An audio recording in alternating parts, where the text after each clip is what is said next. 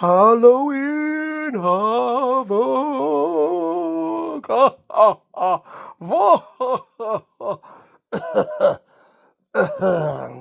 Yeah.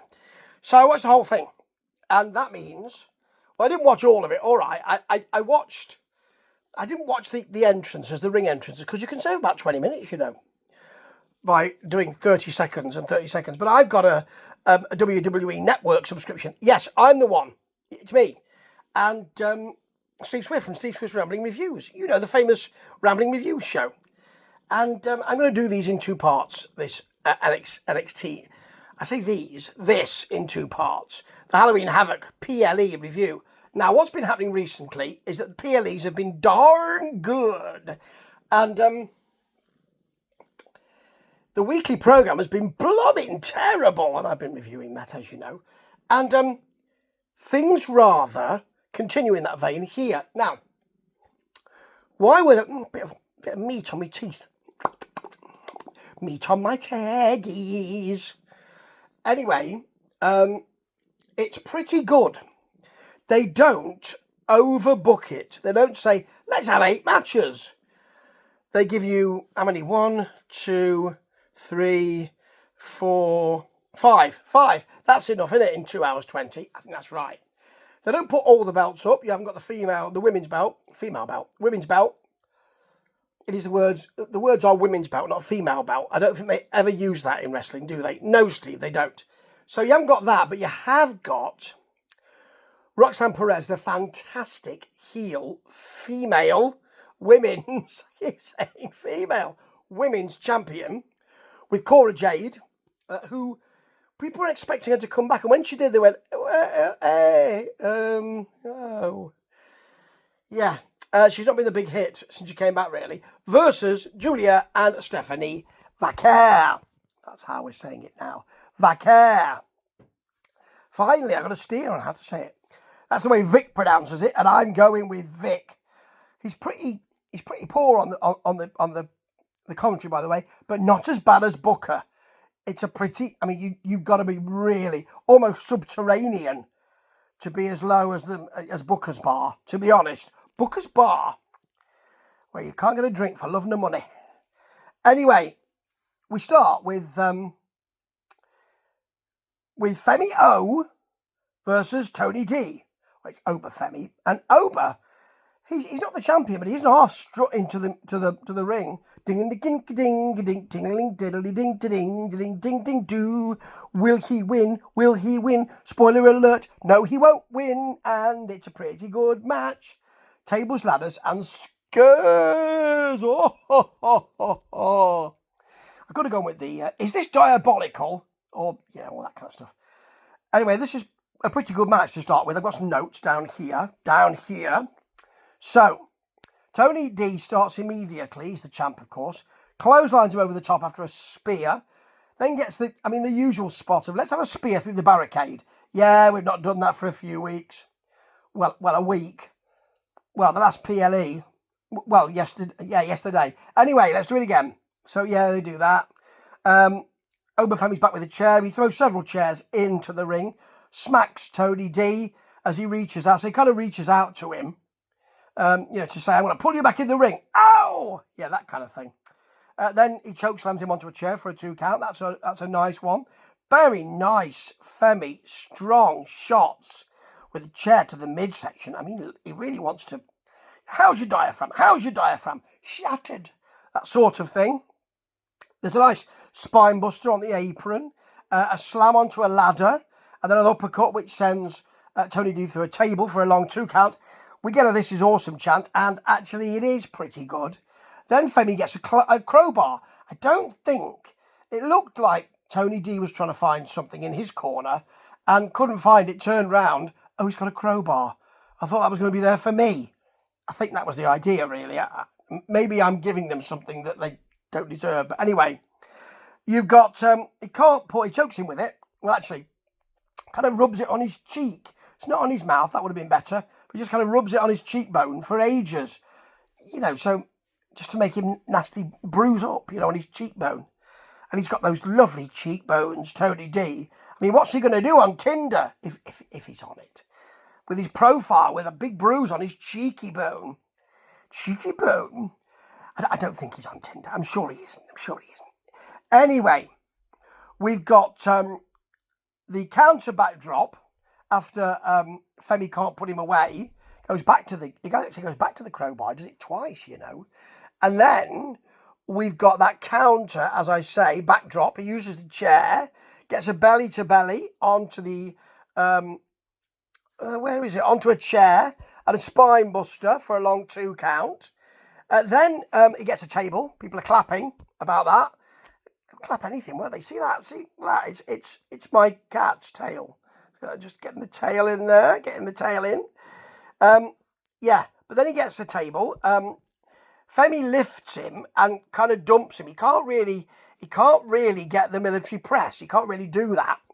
So D'Angelo's hurt his knee at this point. Oh, he's had some knee problems in the past. We get this later on with Trick as well. At least come up with something new, lads. Please, come up with something new if you can. I know there's nothing new under the sun, but at least have a go. Anyway, we've got Femi tying Tony D's hand to a buckle. So, he did this at the last NXT when he beat the fat La Famiglia up and, he watched him and everything. That makes La Famiglia come down. Remember when this happened last Wednesday? Let's go again and have the same kind of situation. He beats them all up. This is quite nice actually, Rizzo tries to help him. And Obafemi gets in the ring and walks towards her really slowly, asks the crowd. She gets out onto the apron. He follows really slowly. She's got the crowbar and brandishes it. He takes it quite slowly actually. I don't know if he's becoming a sort of lover man because he had a bit with Nikita Lyons, didn't he? Where he was supposed to have a moment. Actually, it was just him going, sort of thing. Maybe he's becoming a Mr. Lover. Maybe he's becoming that.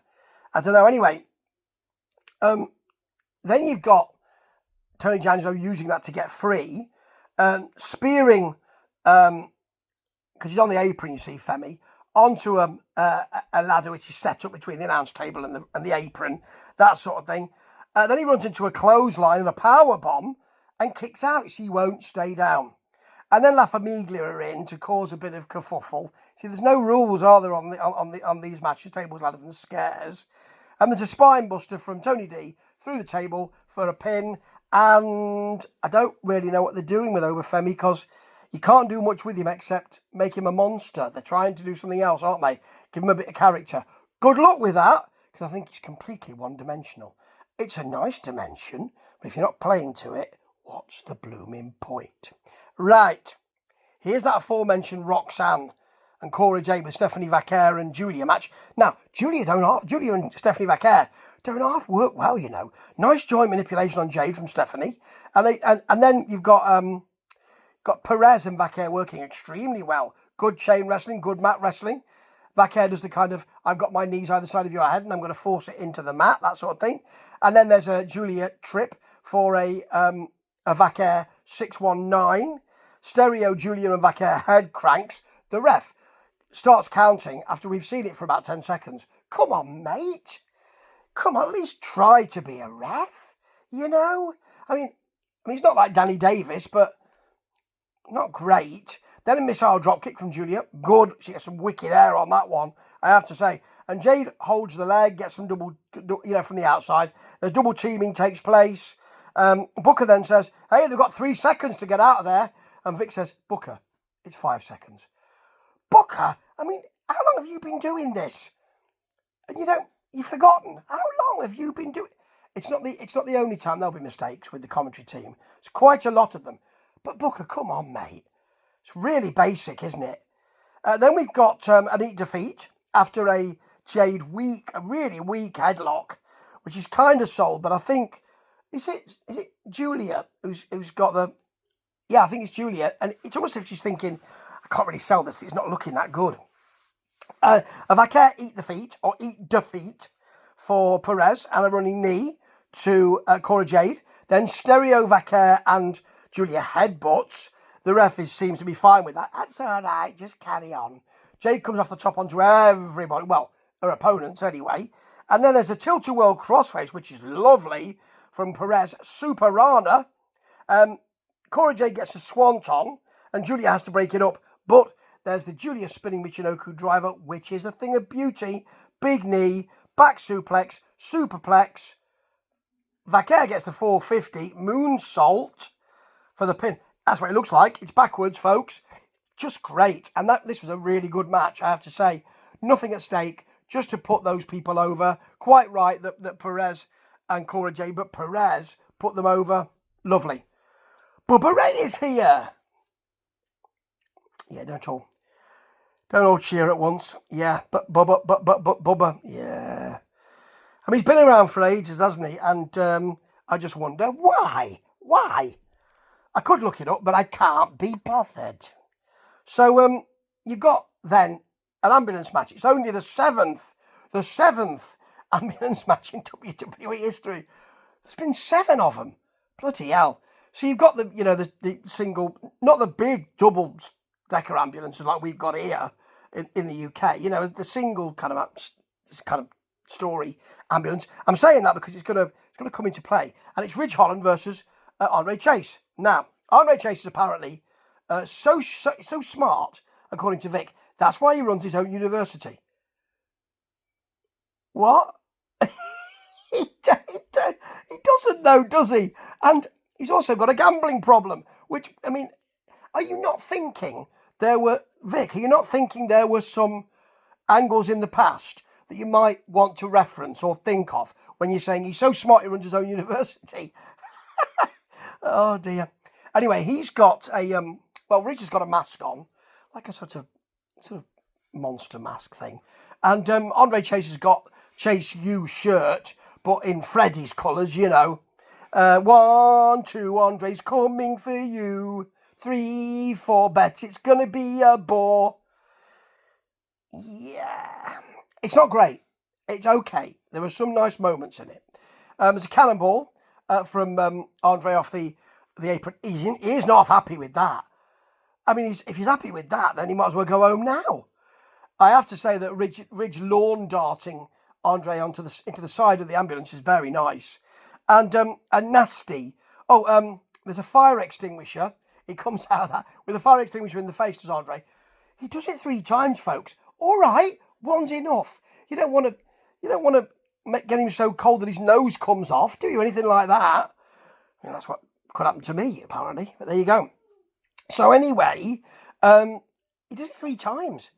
I have to say, there's a belly-to-belly, I'm looking at my notes, from Ridge on the outside. And then he dumps him onto a gurney, gets a kendo stick, but there's a rather nasty Andre DDT on the announce table. The crowd chant one more time. Ridge plays completely dead.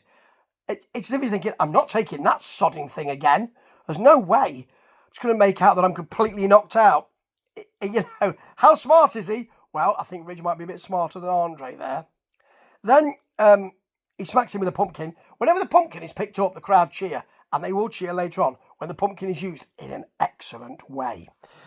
In a main event, which is not that good. Right, you'll see that on the next episode. So, we've got him. This is the move, I think, of the night. It is Andre Chase off the top of the ambulance with a blockbuster to Ridge, and he lands on his feet. Amazing. That's the move he should have been celebrating. Not the bloody cannonball off the apron. So, have a thought. Oh, yeah. Better not celebrate now because the blockbuster off the ambulance is coming later. He's so smart that, he gets Ridge in there, tries to close the door with his back, and Ridge just starts getting his hand out, as Vic says, like Michael Myers rising from the dead, grabs at his eye. It really is kind of 1950s, 60s, 70s horror stuff. It's great, actually. And then smacks the door into him, gives him a guillotine, so his head or his neck smacks against the bottom of the door. Redeemer DDT, and puts him in the ambulance, and he wins. Now, there's lots more to come, folks, but I think you might want to go and get a cup of tea. Or you might want to come back after a 3-course meal, because I don't think you can... I'm difficult to take for 10 minutes. 15 minutes is a bit long, isn't it?